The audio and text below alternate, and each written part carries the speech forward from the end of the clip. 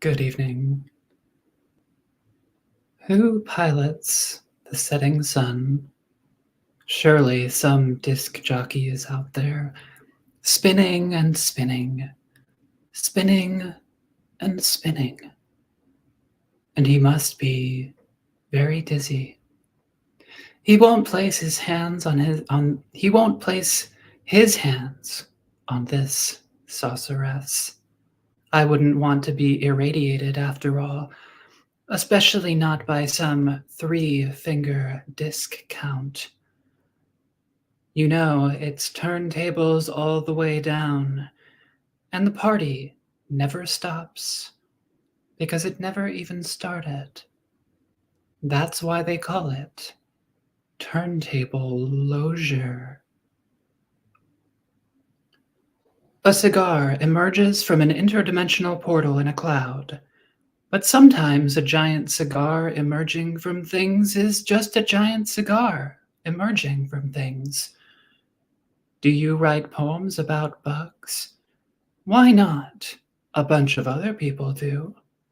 Plus, Joe Rogan insists that he needs our constant attention all the time. All this and more tonight. I'm Rachel Nelson. You first, Jeff. Me first. I'm Jeff Knox. I'm Luis Cayetano. Welcome to Ufo Sunset.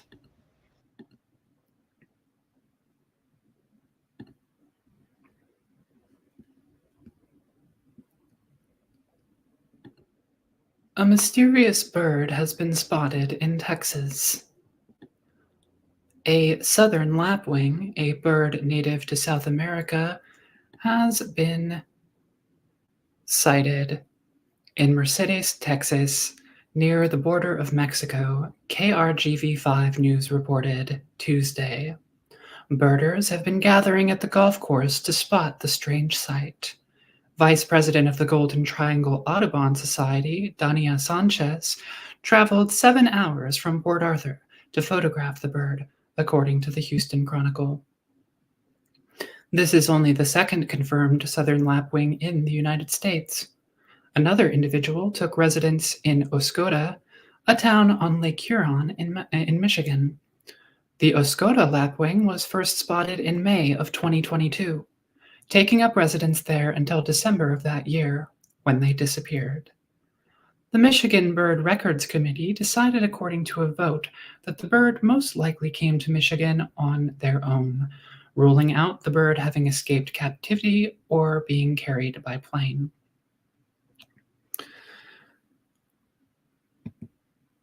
On Thursday, the Migratory Birds of the Americas Conservation Enhancements Act was passed by the U.S. Senate, after being passed by the House of Representatives earlier this month. The National Audubon Society reported, "The bipartisan bill is now to be signed by President Biden. It will facilitate and grant funding to the Neotropical Migratory Bird Conservation Act, a program that assists in protecting some 350 migratory bird species in 43 countries in the Americas." While there is no explanation for how these lapwings arrived in the Midwestern United States, one possible explanation given by local birders is that they were each forced northward by unusual air currents. The Mercedes lapwing's apparent arrival also coincides with the spring bird migration and the arrival of many migratory and rare bird species in the States.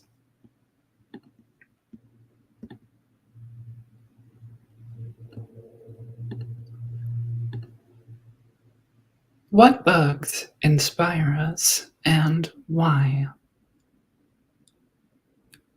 Strange, like messengers, they fly left, fly right. The fireflies. That's a haiku by someone named Kaiga, composed on the occasion of his death in 1718. Earlier this month, a study examining the use of arthropods in haiku was published in the journal PLOS ONE. It was authored by Andrew Deans, professor of the Frost Entomological Museum at Pennsylvania State University, and assistant curator Laura Porteras. A haiku is a poem of 17 syllables that first came into use in Japan and later spread to other parts of the world. Deans and Porteras collected nearly 4,000 haiku by over 1,000 authors from 1549 to 2022. These all included verses about arthropods, these all included themes of arthropods, such as arachnids, centipedes, crustaceans, insects, and other hexapods. The authors used AntConc, a free open software tool, to analyze the haiku. Specifically, they analyzed the haiku to see how often different types of arthropods were mentioned. They also looked at what types of themes were associated with different arthropods, such as animals' appearance, their life cycle, their ecology, and their behavior. The authors also looked at emotion and tone. They found a number of interesting conclusions. They came to a number of interesting conclusions. For example, among the many diverse types of arthropods mentioned, butterflies and moths were the most commonly referenced. Among beetles, the most commonly referenced were fireflies. Quote, bioluminescence was the most frequently referenced biological trait, which is unsurprising, given the popularity of fireflies in haiku. Other common traits relate to the behavior of flashing of fireflies, especially night references, phenology, or the timing of a firefly appearance, and flight. The top 20 AntConc clusters include terms related to locomotion, flits, flitting, come, flies, phenology, like first, and bioluminescence, calling, lights, unquote.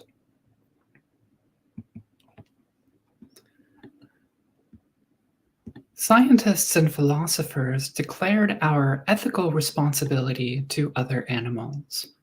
On Friday, various experts in the fields of biology and philosophy gave a formal signed declaration at the Emerging Science of Animal Consciousness Conference at New York University. This 3-paragraph declaration is called the New York Declaration on Animal Consciousness. It reads, quote, which animals have the capacity for conscious experience? While much uncertainty remains, some points of wide agreement have emerged. First, there is strong scientific support for attributions of conscious experience to other animals and to birds. Second, the empirical evidence indicates at least a realistic possibility of conscious experience in all vertebrates, including reptiles, amphibians, and fishes, and many invertebrates, including at minimum cephalopod mollusks, decapod crustaceans, and insects. Third, when there is a realistic possibility of conscious experience in an animal, it is irresponsible to ignore the possibility in decisions affecting that animal. We should consider welfare risks and use the evidence to inform our response to these risks, unquote. The declaration was signed by Kristen Andrews, professor of philosophy and York Research Chair in Animal Minds at York University, Jonathan Birch, professor of philosophy at the London School of Economics and Political Science, Jeff Sabo, associate professor of environmental studies and director of the Mind, Ethics, and Policy program at New York University, and many others. According to Quanta magazine, the new declaration builds on the previous Cambridge Declaration of Consciousness made in 2012 by broadening its scope and placing greater emphasis on the ethical responsibility humans have towards other animals. And now for Mr. Jeff Knox.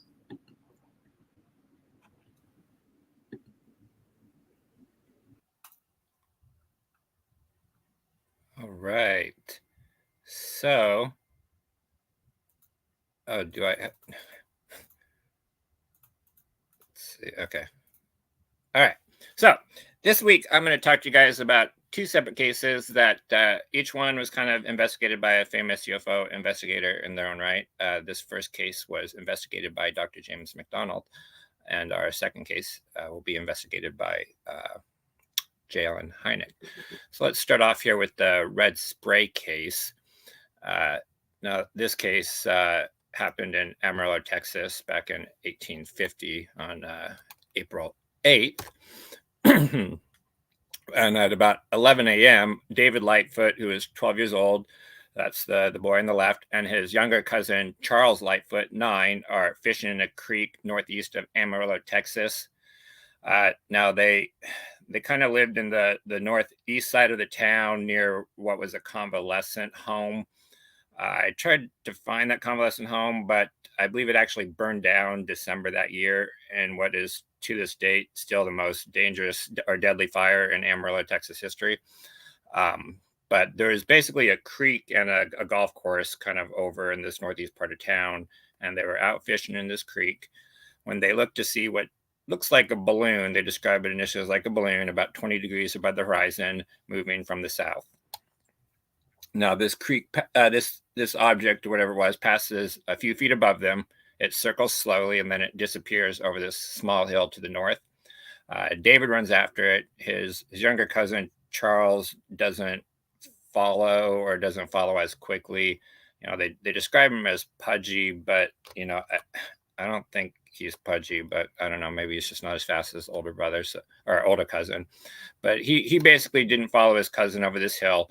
David, however, runs after it, and he sees that it has landed, and it's this kind of bluish gray disc about as large as an automobile tire, which is pretty small. That's a real tiny craft, and it's about 1.5 feet tall. The top of it, he says, is spinning quickly, but there's sort of like a central spindle that's motionless. He follows after it. He lunges after it, touches its hot and slick surface briefly, but then it takes off straight up with a whistling sound, emitting a gas that turns the boy's arms red and raises some various welts. Charles then watches it take off. He's about 300 feet away. He's supposedly just getting to the kind of the top of this hill at this point, and so he's watching it from about 300 feet away. And they end up going back home. David's arms, are covered, and face is supposedly reddish and covered in welts. His arms end up healing after his father gives him a salve that they apply to it. And that's the main narrative of the case, as like it's kind of told in the newspaper stories. This case was featured. It was actually shared around quite a bit. It was featured in Kenneth Arnold and Ray Palmer's book, The Coming of the Saucers. It was also featured in Donald Kehoe's book, Flying Saucers from Outer Space. And it was published in news articles like around the world. That prior news article was from Australia, and it was printed within, I believe 2 days of the incident. So this story went wide pretty fast. Now, if you recall, now I want to discuss this case in the context of the different stages of kind of UFO data acquisition that I talked about a few weeks back. If you weren't there, I just kind of want to briefly go over the different stages here real quick as a reminder. So we first start off with that event. That's that original stimulus, right? That's either like, it could be a plane, it could be a meteor, it could be the moon, it could be an extraterrestrial spacecraft. It's what started off the sighting. And as you recall, there usually was some real stimulus. People saw something. Then you get to the sighting stage, and that's kind of the subjective experience, how they turn what they saw into kind of a UFO event, how they interpret it in that way. And then their account basically is their testimony of that experience. It's their, what they say they saw. And then what we finally get is kind of the report, and that's what ends up kind of in like the media and books and podcasts, and that's kind of shared out in the rest of the community. And that would basically be the narrative that I just told you. That's kind of our report that we have. And during these various stages, people get involved, like newspaper reporters, and the story ends up getting manipulated and sensationalized. So keep that in mind when we go over this case here, because 20 years later, James McDonald got involved in this case, and he would track down David Lightfoot and ended up talking to him on the phone for about 40 minutes on February 28th in 1970. He then wrote a letter to UFO researcher Ted Blocher, who's famous for the HumeCat, the Humanoid Catalog Project. And he wrote this letter to him on March 5th, kind of describing this phone call he had with David Lightfoot. Now, in this phone call, David Lightfoot basically admits that the original account was probably had quite a few exaggerations and embellishments. This is due to his excitable age in 1950. He was only, 12 years old at the time. And while he never admitted the entire thing was completely embellished or that it was a hoax, what he did admit to essentially amounts to that, right? So Lightfoot would tell MacDonald how this story basically came out and how it came into being.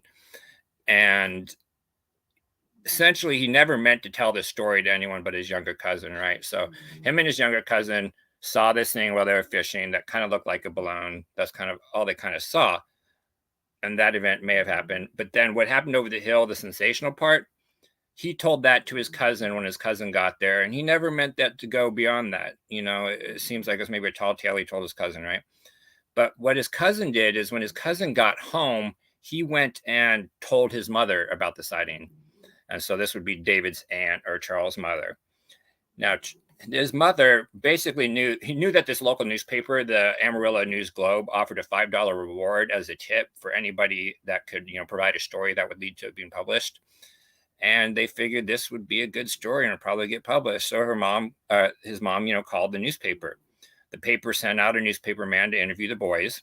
And apparently David said he ended up feeling a little cornered and obligated to kind of report a more fanciful tale. And, I talked about that before. Sometimes when you're telling your story, it's not only got to be kind of coherent and put together in a cohesive way that it makes sense. It's also got to be entertaining because you want people to actually listen to it, right? And newspaper reporters, they want a good story. They're less interested in the truth of the fact of the case. And so he kind of felt obligated. And, right, $5, that's a lot of money for 1950. And they ended up telling the story. And as you can see in the newspaper coverage, the boys, they say the two excitedly babbled out their eyewitness accounts of the saucer to the newsmen and radio men yesterday afternoon. So they became quite excited to end up telling this story.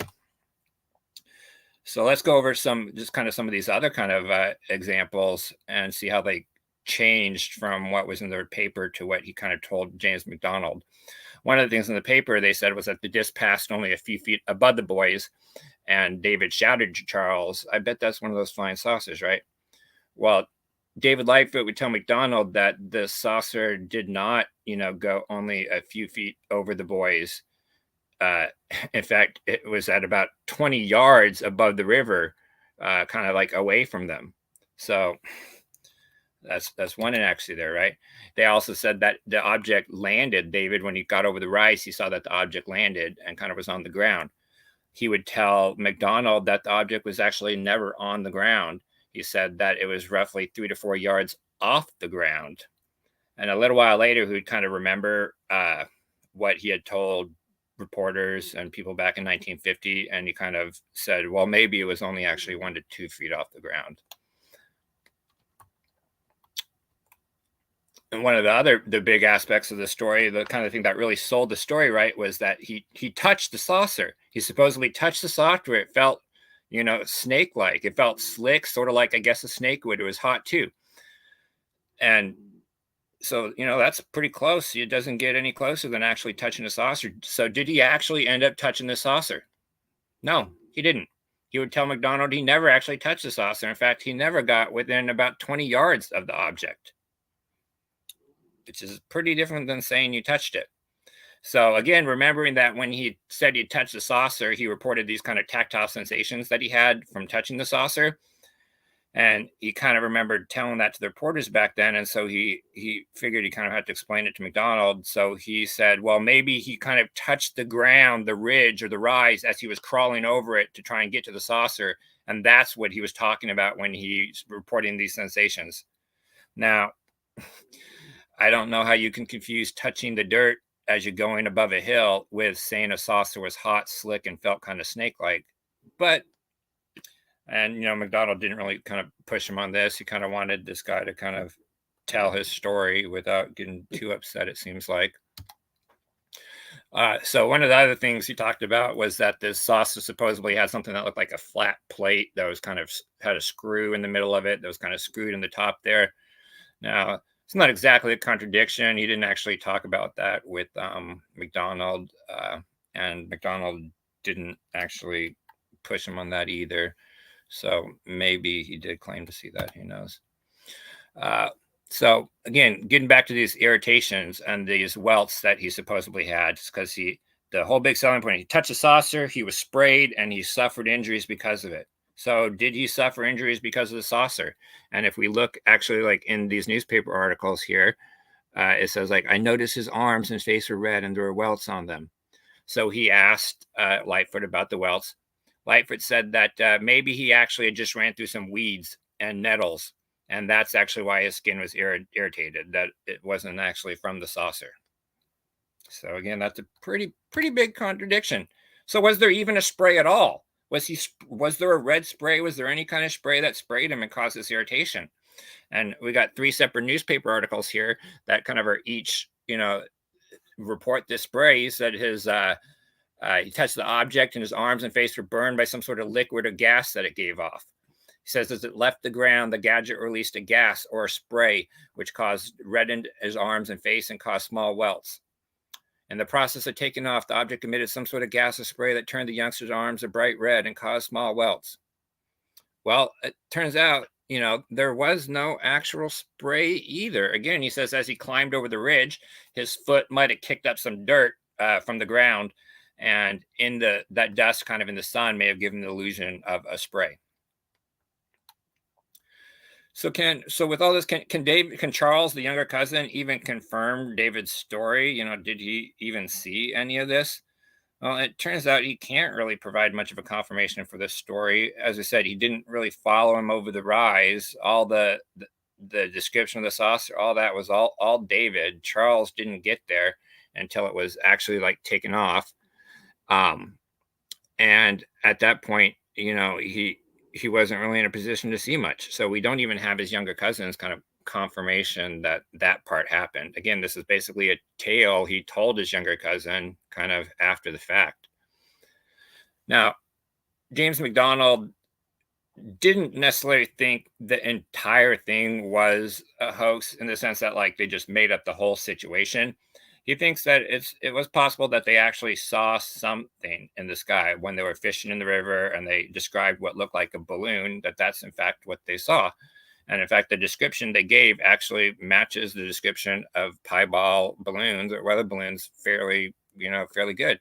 And so he actually spent some time, investigating, looking at various piebald or weather balloon launches in the area to see if it could match up time and see if it would match. And he didn't really find anything. I think there was one maybe that could have drifted there at that time, but he didn't really come up with a piebald answer for it.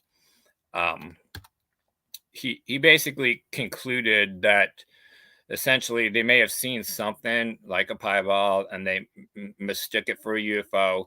And then he told this story to his younger cousin. And then from there, it kind of blew up. His aunt, the younger cousin's mom, decided to collect a reward on a story. And then it just kind of got more fanciful, from there. And so at this point, we can kind of basically, even if there was an initial sighting, kind of write off the whole thing as untrustworthy. Certainly, he was never sprayed. He never touched the UFO. He was never even that close to the supposed UFO. The whole thing was basically a story that got out of control. And that story is still told sometimes. And it says it's in various UFO books and various things. And I got a little comment here that says when you see a UFO, smile and wave. And then the UFO is blasting the little guy, wiping him out. That was kind of funny and appropriate for this case here. And so that kind of wraps up the red spray case. We can see how, what may have started out as a simple UFO sighting ended up turning into this fantastical story that made its way in newspapers around the world within days, when it really wasn't anything fantastic at all. So our next case is the Ochsner cloud cigar sighting. Now, this sighting happened back in 1964 in Homer, New York. They were camping by this lake that's Ganili's Lake, looking north from the east side of the lake. I believe they were actually camping at the south end of the lake, looking north, but that's the only photo I could get. Now, before we get into this, in case people don't know what cloud cigars are, so a cloud cigar sighting, and sometimes they're cloud cigars and satellite object sightings. So a cloud cigar is a large cigar-shaped object or light. It's often in a vertical position, and it kind of either looks like cloud-like in appearance or surrounded by like a cloud-like structure or wispiness. Cloud cigars are sometimes said to be accompanied by secondary satellite objects that sometimes seem to emerge from the objects or re-enter back into the parent objects. And this illustration here is actually from a French case, and it kind of shows the carriage-shaped cloud cigar emerges out of the clouds. There's this white smoke kind of all around it. It kind of gets into this vertical position, and then it gets back in this horizontal position before it ends up disappearing. And so that's kind of what cloud cigars are, right? So this case was actually sent directly to Hynek. It wasn't like reported to Blue Book directly. It was sent to Hynek because this guy had seen Hynek in various newspaper coverage in the last week or two because of the Socorro case that Hynek had been investigating and that had made it into the papers. And so he had sent Hynek this letter explaining his sighting. And he actually, and this is kind of a real rarity, this series of great, paintings or drawings, like illustrating his sighting in a step-by-step basis that I'll be sharing with you guys here today. So this case starts out. So this case is there's a physiotherapist, Warren B. Ochsner, and this guy was a pilot in the U.S. Air Force during World War II. Him and his wife and their 2 children, they're having a picnic on that hill about 10 miles northeast of Homer, New York, in the Finger Lakes region, specifically that lake I showed you earlier. It's shortly before dusk. It's about 6:30 p.m. when they see this unusually wide vapor trail in the sky stretching from the northeast to the southwest. And this is our first beautiful illustration here that he gave us. At the far end of this vapor trail, they see a smoky spiral portion about 1 mile long. The vapor trail drifts off. After about 10 minutes, Ochsner notices the spiral portion is still visible. Having moved a bit to the west, with binoculars, he sees these kind of wisps of smoke streaming out of it. And you can kind of see it there, and they kind of have an inlet box kind of zoomed in. Now, then this object changes into that changes from a horizontal to a vertical position. When you get greater smoke activity around it, there's more wisps around it. And if you remember that comic we just showed you, it switched into this horizontal position here. And it kind of stops and hangs there for 2 to 3 minutes before it ends up sinking back down into the clouds. Now, after about 3 minutes, they see this horizontal kind of pencil-shaped object that moves from the left to the right of the horizon.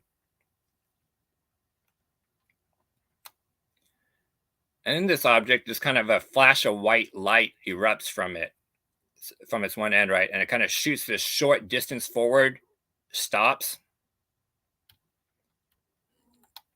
It then kind of becomes thick in the middle, and this cloud of smoke emanates from it, and it shoots kind of backwards rapidly. It again hovers for a bit and then changes to a saucer shape.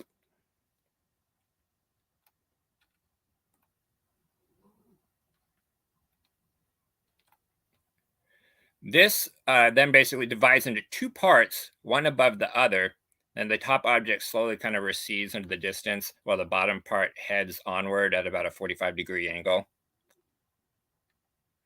It then kind of divides in 2 again, one above the other, and the top object slowly recedes into the distance while the bottom object heads onward at about a 45-degree angle.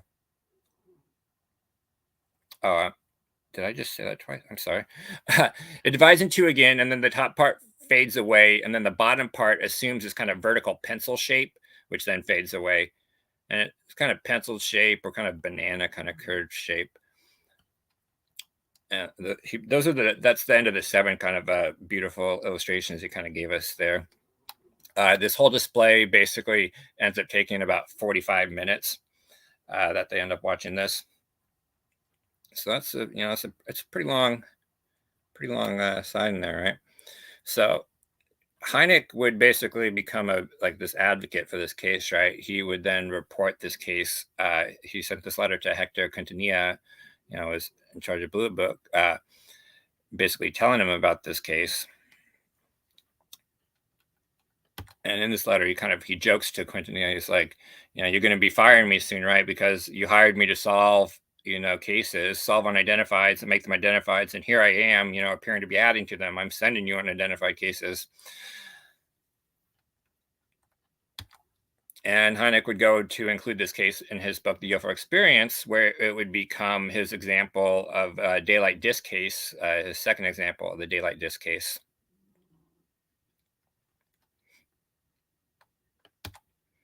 Now, he even spoke about this.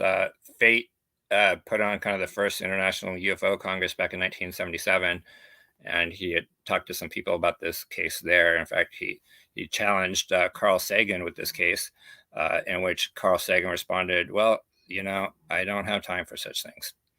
He then took this case to a buddy of his at the Pentagon who, supposedly well-connected. His buddy took it pretty high up, and they kind of told him not to bother with it, not to pursue the case at all. So,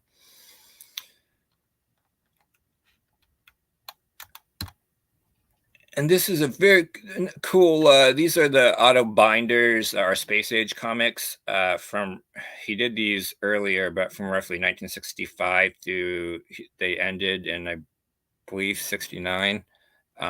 He would do these kind of UFO comics on a regular basis. And this is his one for the cloud cigars. And it says, weirdly, people have seen odd clouds seem to solidify into a cloud cigar as if it came to Earth through some strange dimensional door, and then in seconds to materialize in our skies.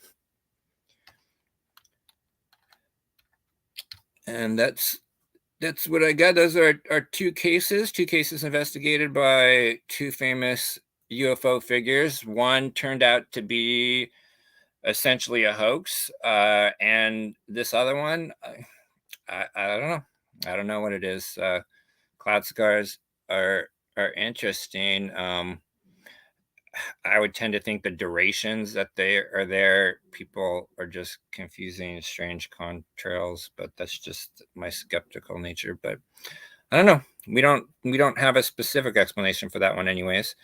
And we at least got some really cool artwork out of the case. So that's what I got for you this week.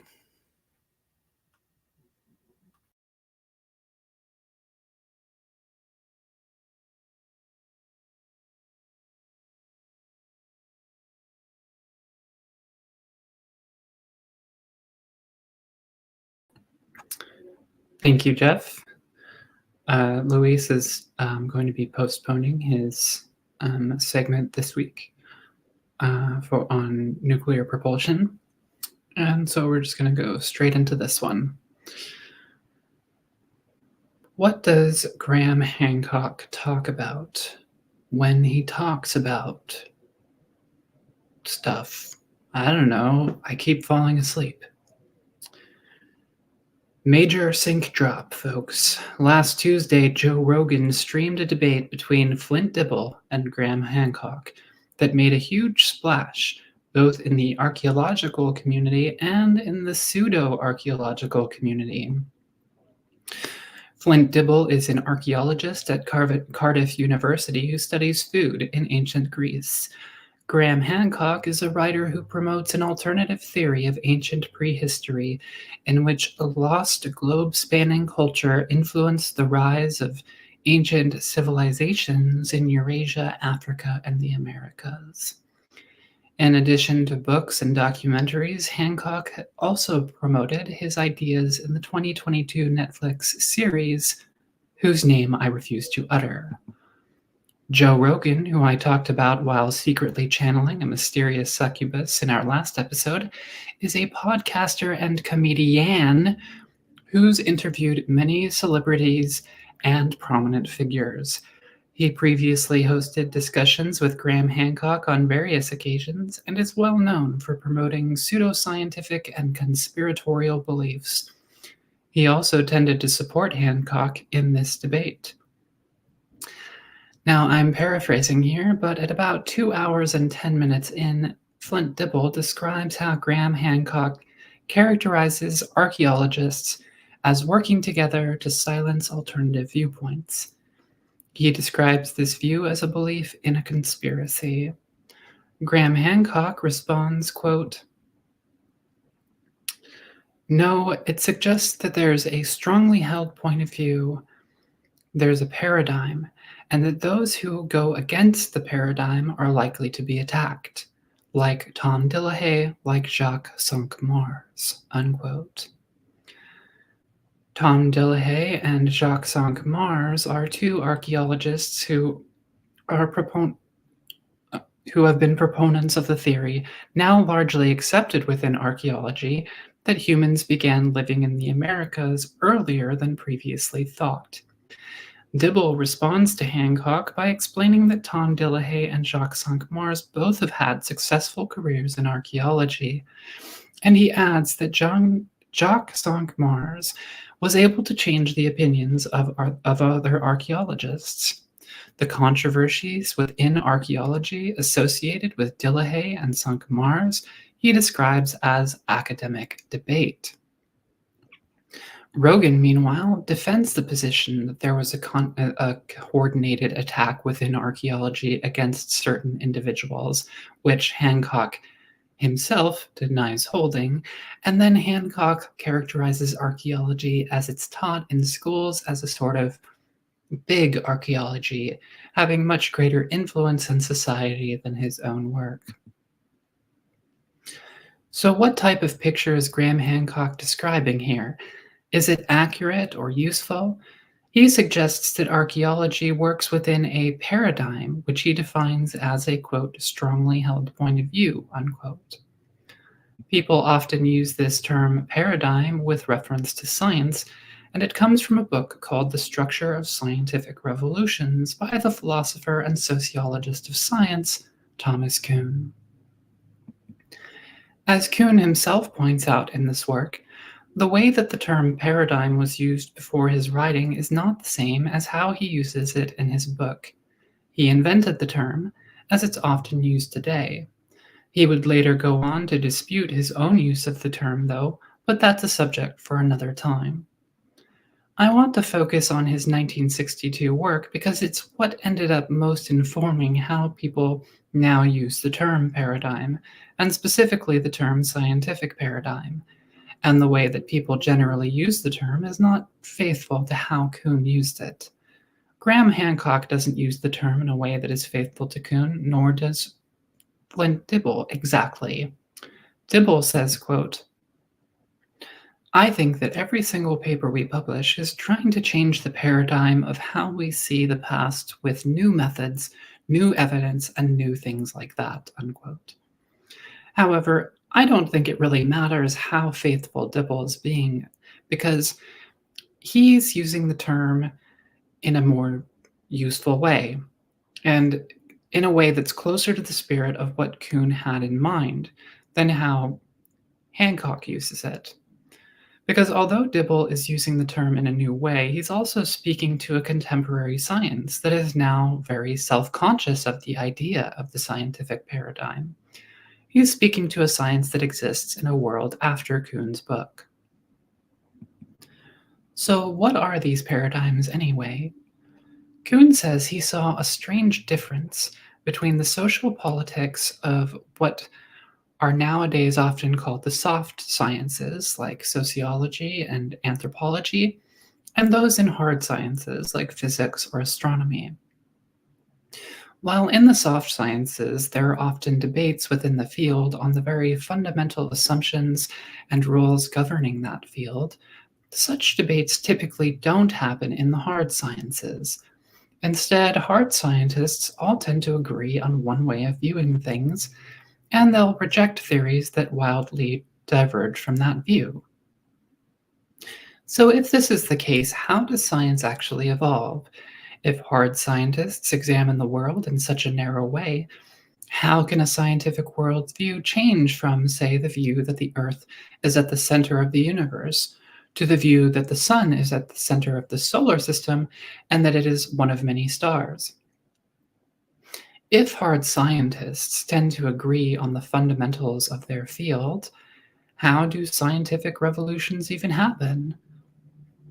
To explain this, Kuhn devised the scientific paradigm, which he defined as, quote, universally recognized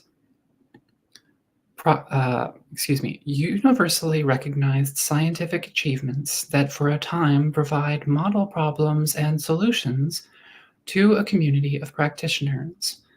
Kuhn was in part critiquing the idea that he says was dominant at the time of his writing, that science simply accumulates truth over time, without ever being too accurate to reality. Instead, he argues, science embraces different paradigms at different times. These paradigms often contradict each other, and where old ones persist among a few practitioners, they become pseudoscience to everyone else in the field who rejects them. But Kuhn argues that paradigms are actually very useful within science because they allow for a very in-depth study of phenomena in nature, like light, objects in space, or how electromagnetism works. They slowly reach a point of crisis when they fail to make the types of predictions that are useful to scientists and the public.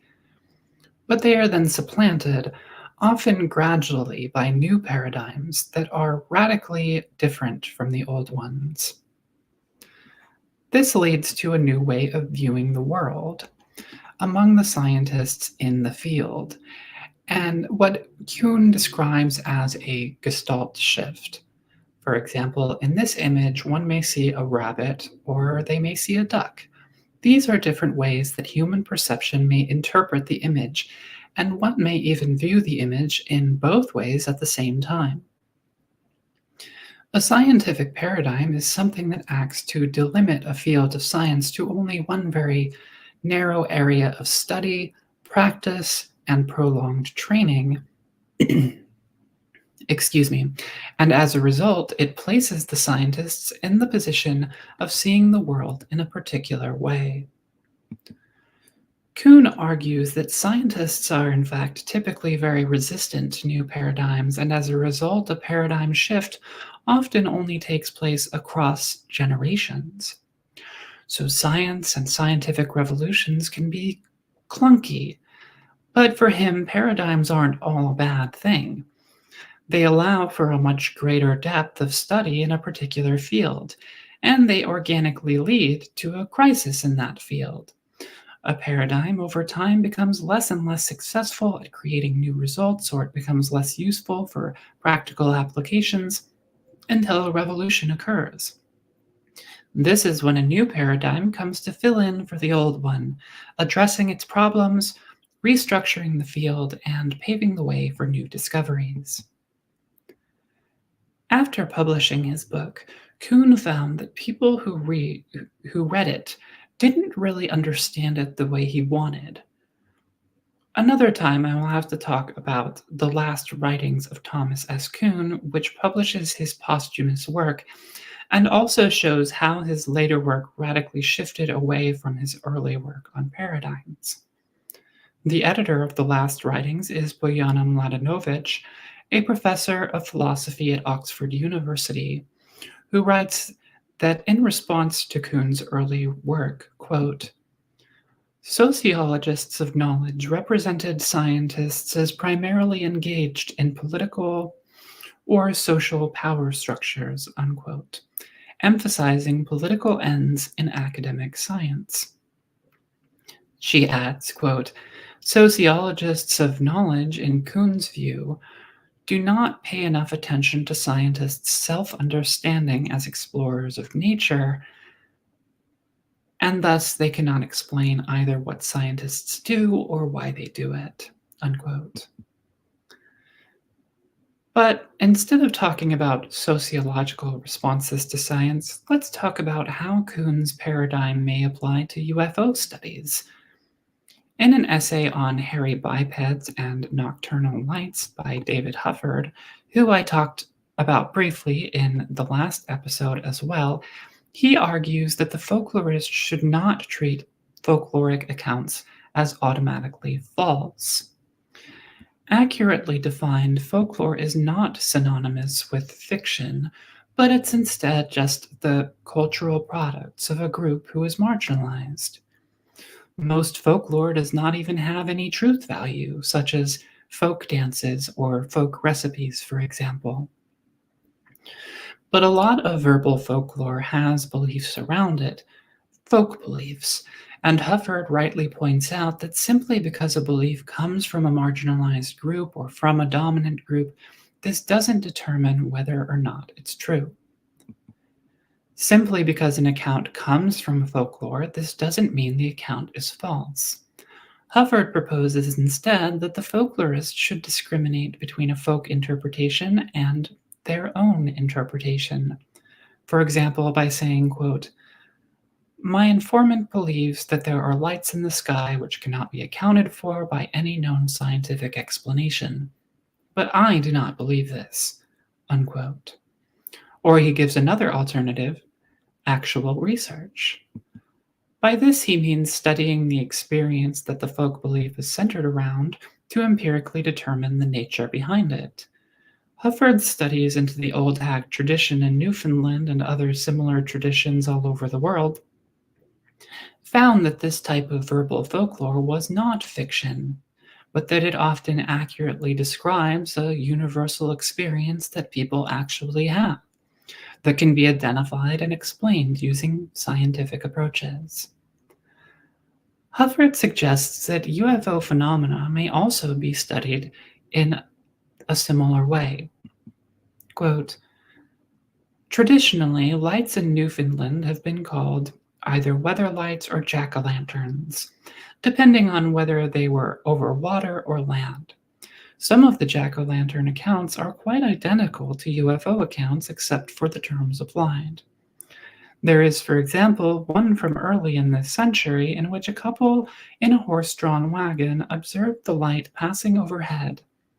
As it passed, the trees moved as if in a high wind, although there was none, and while the light was over the road, the horse stopped until the jack-o'-lantern had reached the other side," unquote. I don't know the actual provenance of this report, but there are many examples of spook lights, witch lights, fox flames, and so forth, much like the one in this account, that can be found featured in the folklore of cultures all over the world. His account is, of course, suggestive because if we suppose it was even an account of an actual event, then this would mean that phenomena identical to what people associate with UFOs may have been happening long before there was ever a term for UFOs. I think that I agree with Hufford's overall argument in this paper, but he also uses the term scientific paradigm, referencing Kuhn's work. He writes, quote, "Paradigms are not simply theories or aggregates of theories, they are much more powerful than that. They specify not only suggested answers to questions already posed, but also indicate what kinds of questions may be legitimately asked and what kinds of answers may be considered acceptable. Their tyranny is the greater in that they make certain lines of inquiry very difficult to think of in the first place, let alone objectively consider," unquote. So for Hufford, the problem that anomalous experience poses to science is actually a result of scientists viewing the world too narrowly because of their scientific paradigms. Many years later, he went further and wrote in his preface to Wonders in the Sky that folk beliefs are at odds with a, quote, "official modern worldview," unquote. And the experiences behind these beliefs are, quote unquote, anomalies to modern science. Here he is again borrowing the term anomaly from the work of Thomas Kuhn, The Structure of Scientific Revolutions. But is what Hufford says really true? And how should scientists respond to anomalies they encounter in their field? When Hubbard published his work on sleep paralysis experiences, he was responding to the lack of a description for these experiences within psychology. He looked at the past literature of psychology to see what he could find on them, such as writings by people like Sigmund Freud.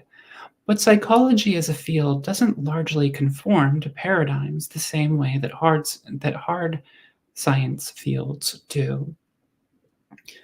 Kuhn's paradigms generally apply only to the hard sciences because soft sciences like psychology and sociology are not uniform fields.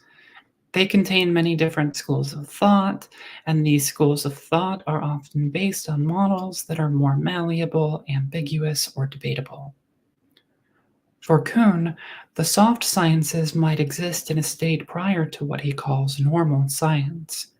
In other words, there is no paradigm that all researchers conform to, but various different theories and techniques that are all debated across a field that is barely identifiable as such.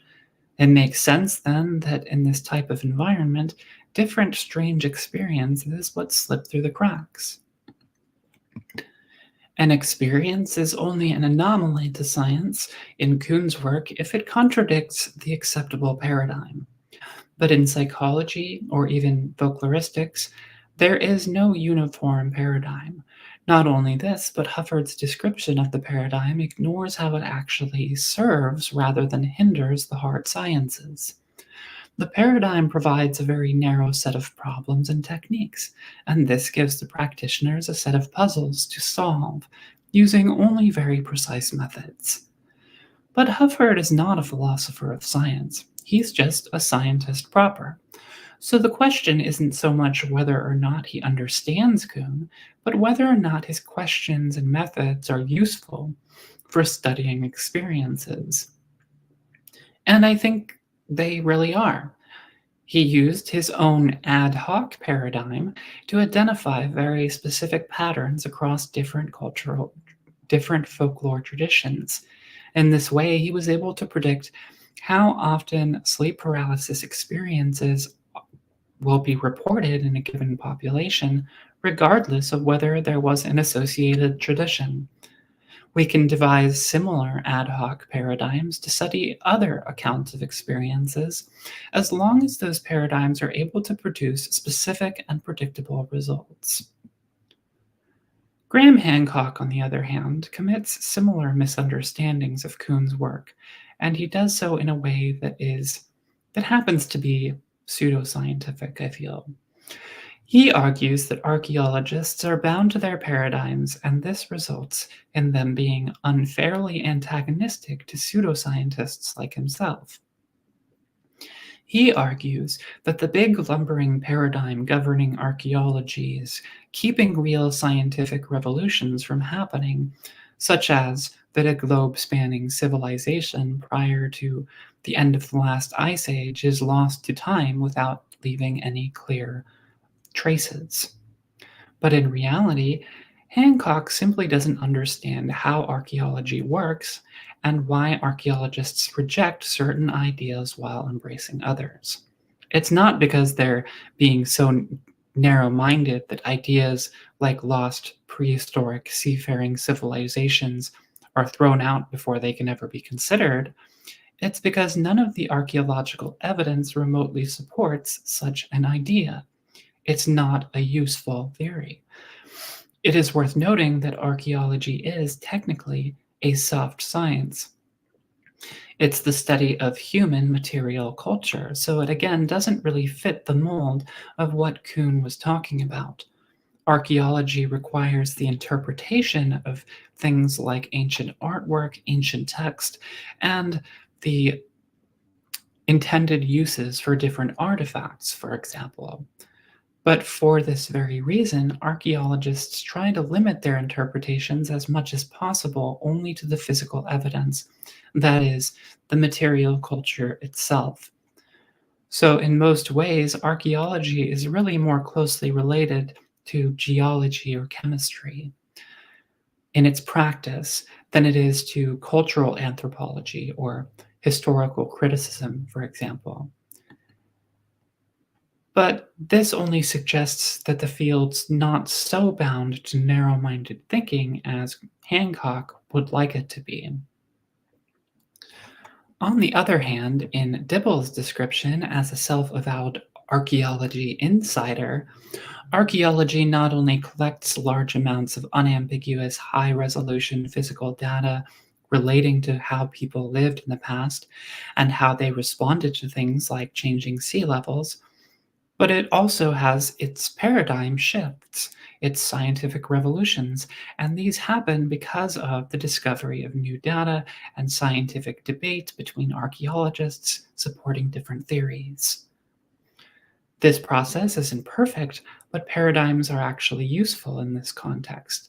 They not only lead to scientific revolutions like the discovery of lost advanced cultures in the Amazon basin or populations of people living in the Americas long before the Clovis culture, they also provide a lot of information about humans in prehistory. They tell us where settlements were, what those settlements and temporary habitations looked like, what types of industries and practices took place at all of these countless locations, and a wealth of information on what humanity was like all over the world in the past. And further, these paradigms also provide a space for researchers to select hypotheses that are plausible and throw out ones that are completely unsupported by the vast wealth of direct evidence. So, while Hancock attempts to proffer the scientific paradigm as less extreme than a conspiracy by big archaeology, he also misses the point of the paradigm in the first place, and why it is actually so useful to Dibble. At some point in the future, I will return to Kuhn to discuss how his ideas developed after his early book, and how he came to throw out the word paradigm because of all the baggage that surrounded it. But for now, just for the sake of discussion, let's embrace the paradigm, not as a model of reality that places blinders on our worldview. Instead, let's embrace it just as a set of any specific tools for directing our study. Could there also be paradigms in UFO studies? It seems to me that there are. One, for example, is the null hypothesis. This is what is attempted to be disproven, excuse me, I didn't phrase this right. Okay. Using the null hypothesis is attempting to disprove the existence of unconventional UFOs by identifying the stimuli behind UFO reports, roughly speaking.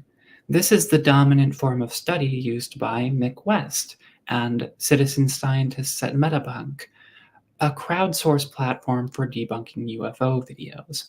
And this is a successful paradigm for what it's trying to achieve. But UFO research also involves psychosocial study of UFO reports. It isn't just a hard science field, it's an interdisciplinary field with different researchers investigating the topic using all sorts of different approaches. As Jeff has been discussing in his last few segments, we can examine any UFO report across 4 different stages using Jenny Randall's paradigm from her essay, The Case Against the IFO.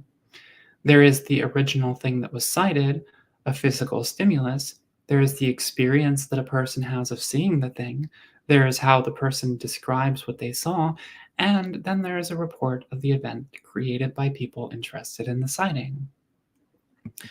Thomas E. Bullar's book, The Myth and Mystery of UFOs, offers a more expanded model, going into depth on how a UFO event is represented in one's experience, their memory, their understanding, their telling of the event, in its reception by others, and in culture at large. This doesn't just happen in a linear way, but also through various feedback loops that reinforce the process. UFO myth and UFO culture informs how a UFO event is interpreted. The book provides a large number of examples to support this model. Taken together, these two models present a set of principles by which UFO events become distorted by witnesses' perceptions through their own recounting and also through the representation of investigators and the public. These models also show how cultural beliefs can feed into the interpretation of UFO events, further amplifying this effect. They provide a blueprint for where distortion occurs, how it may be identified, and how it may be weeded out. These models can be refined with better techniques, and they can be used to better identify stimuli so as to be better prepared for any actual UFOs hiding in the data. And most interestingly, these models can be used across fields. They can be used by people seeking to describe a particular IFO or to identify a previously known or poorly studied natural phenomenon like ball lightning. Or they can be used by sociologists, psychologists, or anthropologists studying the ways in which UFO reports evolve, how they are used, and what they mean in a sociocultural context. These models are very salient in regards to studying UFOs and UFO culture. The UFO researcher who accepts the psychosocial dimension of UFO event distortion and fabrication, but who believes there may be UFO phenomena, will weed out accounts and models that aren't supported by the evidence. And the researcher who's not interested in physical UFOs proper is given a template for how to better describe the ways in which witnesses are manipulated, accounts are fabricated, how the UFO topic is exploited socially, how UFO religions evolve, and so forth. As paradigms, Randall's 4 stages and Bullard's 7 stages are very useful in finding narrow avenues of study. They preclude the researcher from getting bogged down in baseless theories or spurious claims. These paradigms don't fit the model laid out by Kuhn because they apply more to the soft sciences and are more interdisciplinary. Meanwhile, other paradigms that are more Kuhnian, such as those employed by David Hufford or by Mick West, are naturally limited as they should be, as they're focused on very narrow areas of study. I think the work of Hufford, West, Bullard, and even Jenny Randles, who approached UFOs from outside of academia, all shows signs of how science itself has dramatically changed since the time that Kuhn was writing.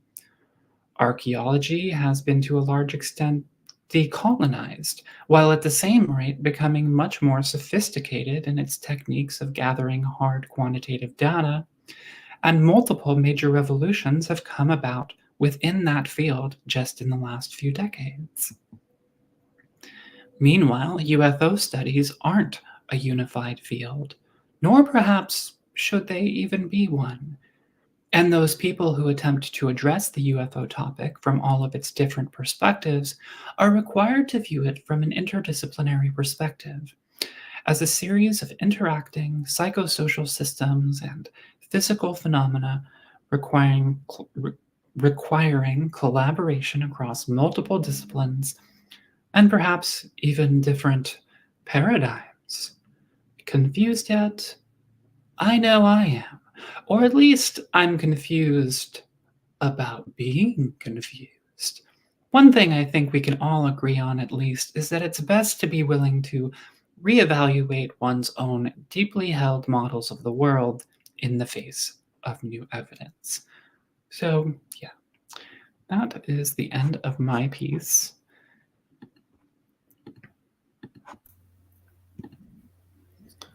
Cool. That last part just kind of reminds, like, UFOs, they really are, it is a multidisciplinary field, right? That's why, like, there's no like ufology in the sense that like it's like a single discipline like geology is, or like, chemistry is.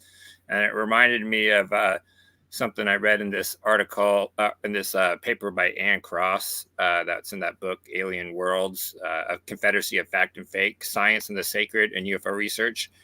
in which she quotes British UFO researcher John Spencer stating about ufology, "It is not a science, though many in the field would like to ensure scientific principles are applied.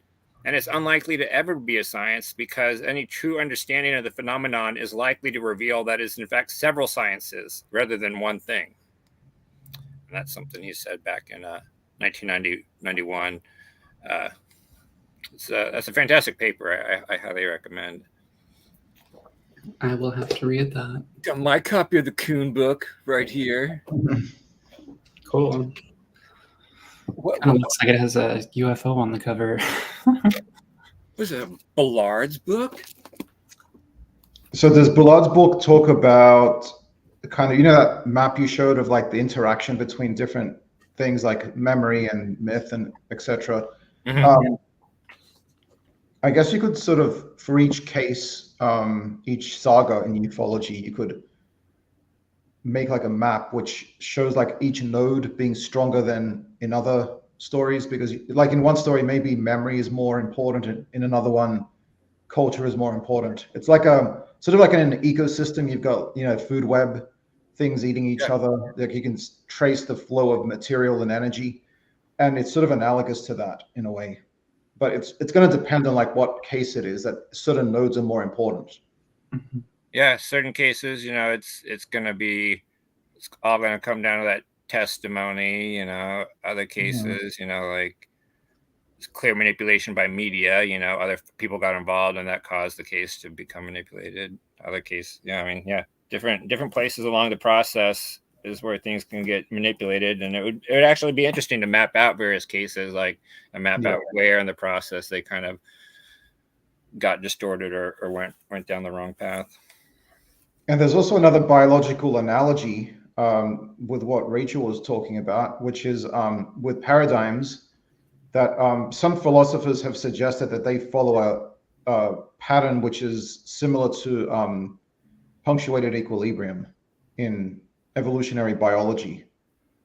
This is when the species suddenly change during a speciation event. But some philosophers have applied that idea to kind of technology, how it evolves like in spurts, or enables like new technology to become more advanced.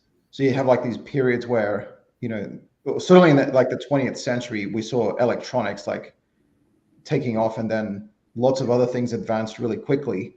But like lots of other social phenomena have also been analyzed using this model.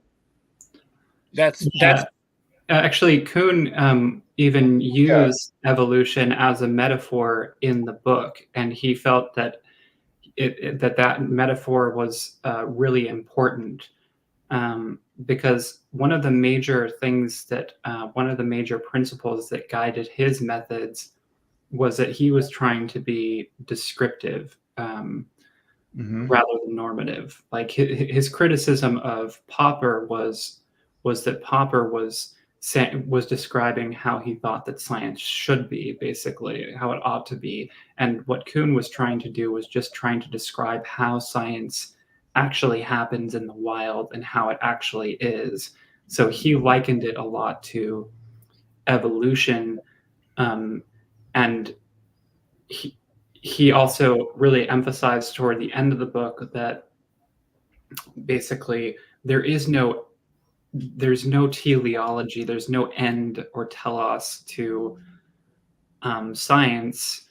It's not a linear progression, just like evolution isn't a linear progression. Instead, it just kind of goes in whatever direction that people practicing science want it to go in, pretty much.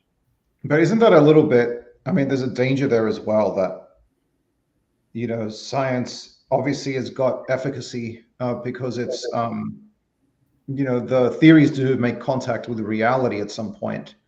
And it's by virtue of that we can go to the moon and study the deep universe, etc. So, but it maybe I think Kuhn might be overcorrecting in a way, because like it just makes it sound like it's all about what people want, like that science doesn't have these higher level emergent properties. You might be right. I'm not sure, but I do think that he's right in the sense that, science isn't all just cumulative. Like, if you Yeah. take what he was saying, he was really critical of philosophers of science at that time and in the early 20th century because they were basically presenting science as though it was all cumulative. They were positivists, and they were basically saying that, like, if you take any like model from the past, it's not that that model was wrong. It's just that it was missing components or something. And he lays out how that's just logically doesn't make sense, right?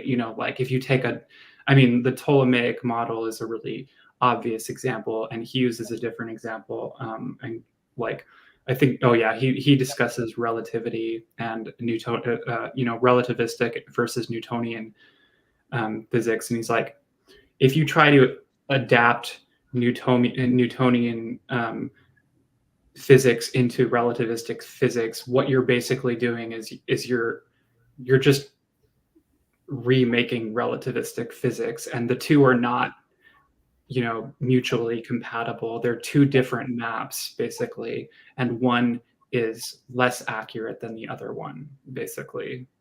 And so what he's saying is that these previous paradigms, are actually different models, and they're mutually exclusive with the models that the future paradigms, that corrected them pretty much. So like if we talk about like alchemy or something like that, we can treat or the phlogiston model that he discusses, or like there are all of these different scientific paradigms from the past that we look back and we're like, oh wow, that's like ridiculous, and we could view those as being pseudoscience, but really they're not pseudoscience. They're actually science. It's science using the tools that people had at that time. Yeah. Yeah. So, I think you raise an interesting point, though, for sure. I think you might be right. Mm-hmm. And what about in ufology? People have suggested that there are. Oh, nice. How Aristotle invented science. Mm-hmm. Basically, how he came up with a taxonomy system 2,000 years before Linnaeus, and yeah. But again, yeah, that's Kuhn talks about Aristotle a lot, and how like he had science. It was just like a different kind of science. It wasn't our modern conception of science. Like yeah, Aristotle created a different map for interacting with the world, and that's why. I can't remember exactly what he was using Aristotle to talk about. I think it was dang. Oh well, anyway. Wasn't it like a comparison of like he went from Aristotle then to like Newtonian gravity, and how like yeah. Newton, like motion was all rectilinear, and if you take away the gravity, we would just shoot off into space because motion would keep continuing. But if you add the gravity component that Newton added, then we actually end up staying on the Earth and going around. And it was actually then he talked about relativity after that. He might talk about that too, but what I was trying to remember was when he was talking about the development of the pendulum, basically, and how Aristotle described the pendulum in a way that was fundamentally different from, like, he wouldn't have called it a pendulum. That terminology didn't even exist at that point in time. But Galileo, I think it was Galileo, I don't remember, but basically described it fundamentally different. Yeah. I had a really hard time understanding the science parts of the book. Like many old models, like they're not like exactly totally inaccurate. They're actually like fairly accurate, and we're able to be used like for predictions. Like they talk about like Ptolemy, his models for planets and stuff, and how like they actually like still can kind of be used for in some cases. You know, they're accurate enough, but they're not exactly true. They're not exactly right. Like, but they create an accurate enough model to work. It's just that we now, you know, better understand why they do it, and we can create better predictions of stuff like that. But yeah.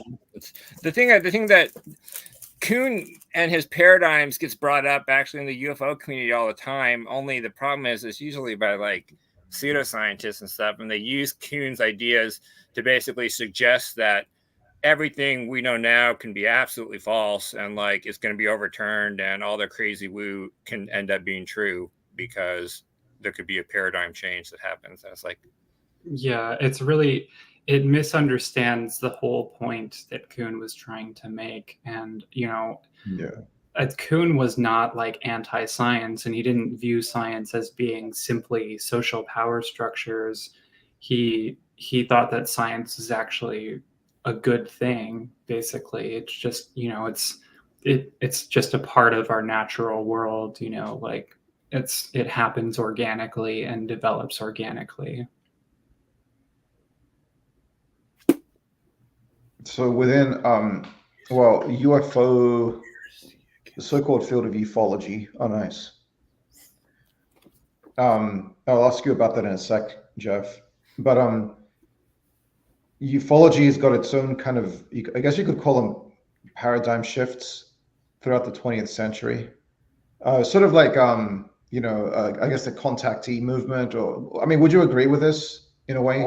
That you've got like these phases, and then some of these people take it too far. Obviously, they think it's part of a unified phenomenon. What it's probably just like psychosocial shifts and cultural, interactions. But that was my question. I guess it's to do with that, but also people who push ufology are often wanting a paradigm shift for the world, for like as you said, Rachel, like overturning everything. I think that's for like moral or cultural reasons more than scientific reasons, though. They want to use the ufology as kind of like a battering ram for that purpose. And I think if you're hoping for, or you're hoping, or you believe that aliens or whoever is going to come down here and save our climate change problems and our fuel problems, and that just kind of also gives you an excuse to not have to deal with them or kind of solve them on our own, and we really shouldn't be hoping some other force is going to come down here and fix our problems. We should perhaps be focusing on those problems and how to solve them on ourselves. But it's like religious doomers. They see a silver lining in the so-called rapture or nuclear war. They think that the Christians are going to go up to heaven and everyone's going to millenarianism. Yeah. That's literally like ufology is basically a millenarianist movement. Like it really is. And instead of the rapture or the second coming of Jesus, it's the disclosure.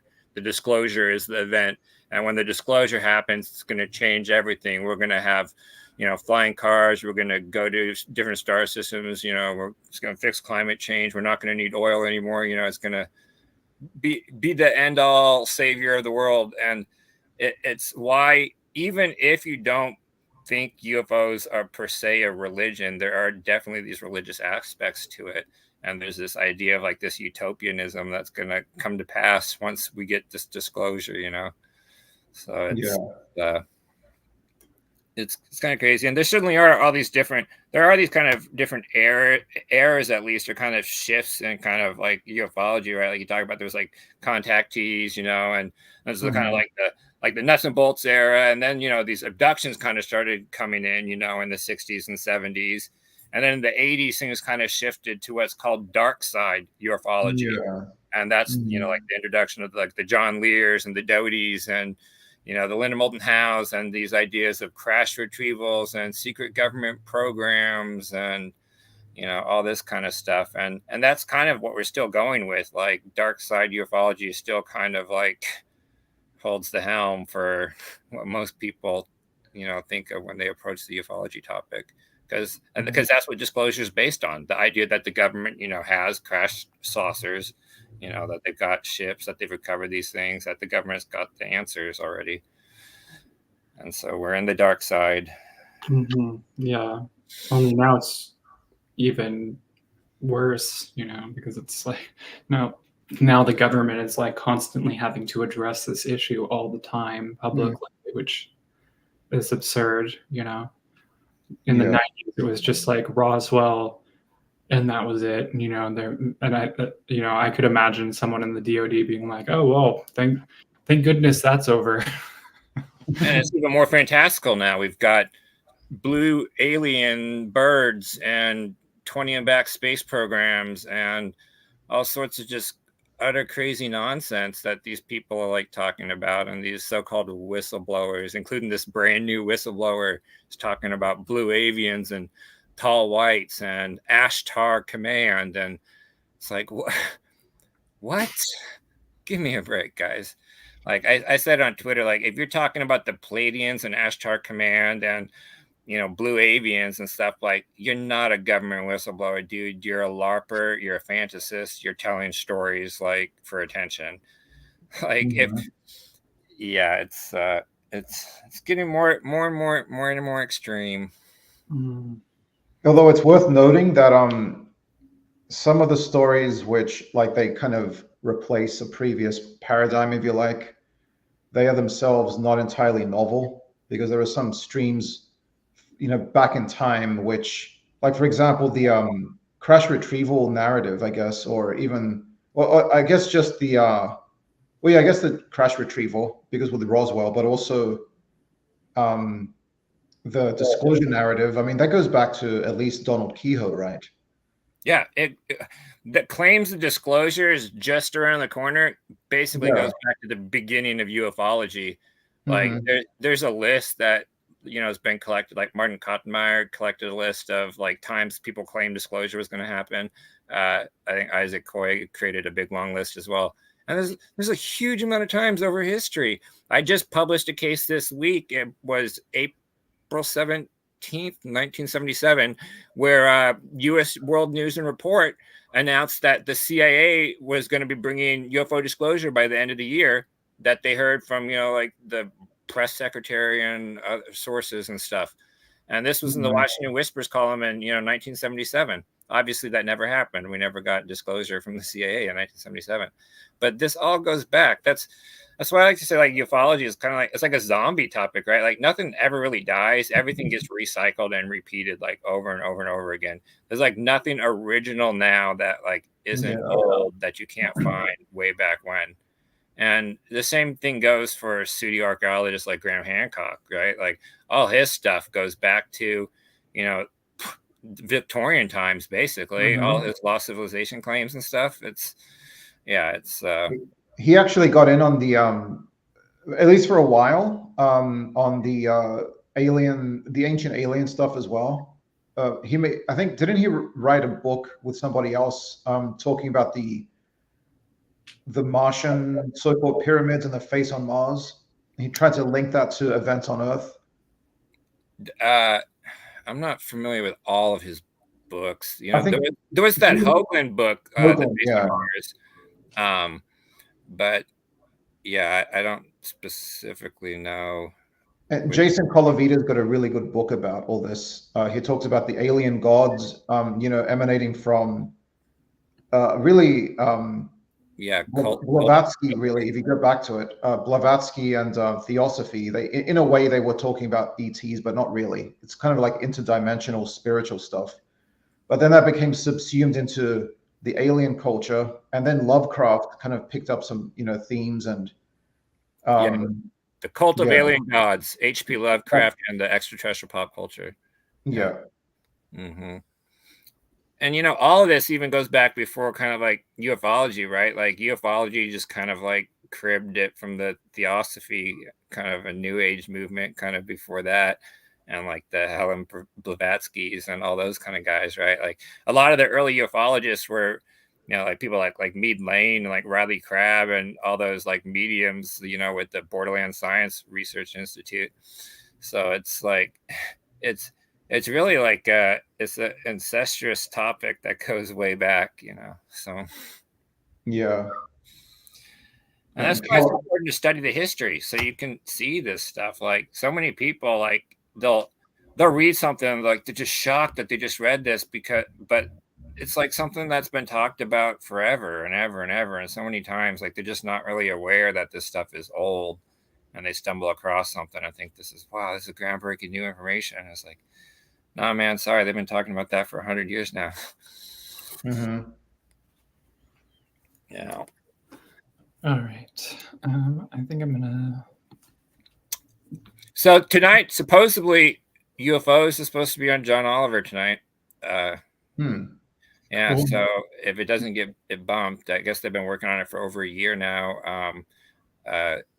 Greg, he had been working on it with them for over a year, and he had mentioned that it's supposed to air tonight if it doesn't get bumped. They also talked to skeptic Charlie Weiser a little over a year ago. So if it gets aired, we'll see. That's going to be a good one. Yeah, they do really good research for that show. People have already, attacking it. They haven't even seen it yet, and the rants have already gone out on UFO Twitter. Like nobody's even seen the thing, but they're already complaining it's a debunking effort. And it's like, why don't you just at least wait till you watch it before you write your long rants about it, right? And people thought I was involved. They were attacked. They were saying it was going to be utter garbage because I had something to do with it. It's like, I had nothing to do with John Oliver's show. Like, they never talked to me. Like, I simply made a tweet announcing that I heard it was going to be on this weekend. And several people decided to attack me over it, saying that it's going to be really bad because I was involved with this. Like, really? Come on, guys. I had nothing to do with it. But I look forward to it. They always have the show is last week tonight with John Oliver, Simon. Late. Is it last week or late night? Last week tonight. Yeah, I don't remember the names. But yeah, and they always have like they always do like these weird like campaigns and like social like like pranks and stuff like that, where they'll like tell people to like email like someone with like silly stuff, or they'll like make like a weird fake campaign or website and that kind of thing. So it'll be interesting to see if they do something like that for this episode. Yeah, I look forward to it. Like, are they going to LARP the UFO community or something? I don't know. And the thing is, like, so much has changed since they started working on it, in a sense anyways, right? Like, so they started working on it pre-Grush.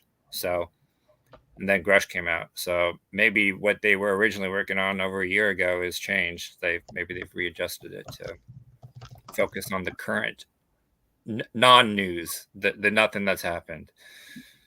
I know whatever it is, I'm gonna think it's funny.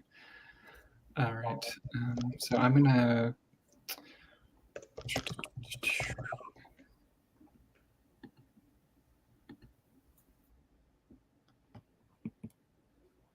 And for our final story, several green fireballs observed over the U.S. this past week emerged from George Knapp. Multiple green fireballs were reported over New England and the eastern United States last weekend and during the week prior. And in the following days, more fireballs were observed over Arizona and the Southwest. Experts at NASA say that the green fireballs emerged from George Knapp, likely from his quote-unquote butthole, according to a press release. Astronomers are still mystified as to how George Knapp, a journalist and promoter of paranormal claims surrounding Skinwalker Ranch, was able to produce the powerful bolides that burned up in the atmosphere. The green coloration is likely closely related to George Knapp's diet. Ufos reached out to Mr. Knapp via telephone to see if he could shed light on the mystery. He responded by producing a series of powerful booms. Before we go, if you enjoy this show, we would like you to please consider subscribing to our channel, Ufo Sunset. Please also hit the like button and hit the notification bell icon if you'd like to get notified about upcoming videos. And come and join our cozy and intimate live chat. A great plus for joining the live chat is that you can give us constructive feedback live on the air. especially if we make any factual errors. You can also join our Discord, a temporary link to which can be found in the episode description. Please be sure to check out our respective content. I can be found at the Earth YouTube channel. All of the videos there were made by me and not by the fictional character Telesma Blue Orb. Visit Luis Cayetano's website, ufologiuscorrupt.com, and you can find Jeff Knox's daily posts on history and the science of UFOs on Twitter, Facebook, or both at the same time if you want. Jeff Knox spends all of his time studying UFOs and he doesn't make any money off of it. Please consider visiting his Patreon page and becoming his patron. Oh, also, check out on Luis Cayetano's YouTube channel, he did a recent interview with David Halperin, which was really, really good. I really enjoyed it. Thank you, Luis. Thank you, Jeff. Thank you, Jeff. Thank you, Luis. Thank you, Simon, for joining the chat and sticking with us. Greatly appreciated. Yeah, hey, you can save yourself 15 grand. You don't have to pay Richard Dolan 15 grand to get a PhD in ufology like he's now selling. You can just follow me on Twitter and read all my posts for free, and you'll learn a hell of a lot more than he'll give you for $15,000. Don't pay ESPN for a fake PhD. But if you do join Jeff's Patreon account, then you are guaranteed to support the buying of puff pancakes. Probably just more books for me to scan. Yeah. So. Any last words, Luis? Anything you'd like to say? Nope. That's good. Nope. I like it. All right. Okie dokie. Just give me a second here. Green fireball. Dang it. Come on. Steve Long saw that fireball. Steve Long? Oh, yeah, he did. Yeah, I saw that tweet. It's pretty cool. Oh, come on. What's going on here? Sorry, just give me a second here. I'm having technical difficulties. Okay, there we go. All right. What's that? Is that a little finger puppet? Oh. Dorothy's chew toy. Oh, how's Dorothy doing? Is she there? Are you there? Hi, Dorothy. Woof. She's in a state of quantum flux right now. She's neither there or not there, So Schrodinger's Dorothy. Okay. Schrodinger's a dog, yeah. All right. See you guys next week. See you. Oh, Thank you. Later.